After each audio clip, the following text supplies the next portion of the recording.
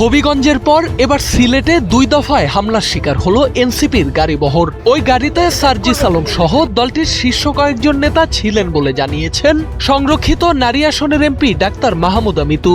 বৃহস্পতিবার দুপুর 3টার দিকে 5 মাইল বাজারে হামলার মুখে পড়ে এনসিপির গাড়িবহর। এর আগে গোলাপগঞ্জ পৌর শহরে পৌঁছালে বিএনপির নেতাকর্মীরা অতর্কিত হামলা চালায় বলে অভিযোগ এনসিপির। একই দিনে 2 দফায় হামলার শিকার হয়ে নিজের ভেরিফাইড ফেসবুক অ্যাকাউন্টে একটি স্ট্যাটাস দেন এনসিপির মুখ্য সংগঠক সার্জিস আলম। পোস্টে তিনি লেখেন, বিএনপির সন্ত্রাসীরা আমাদের উপর আবার আক্রমণ করেছে সিলেটের 5 মাইল বাজারে। তারেক রহমান কি শেখ হাসিনা হতে চায়? RICL TMX, যুগের পর যুগ স্থাপনা থাকে মজবুত।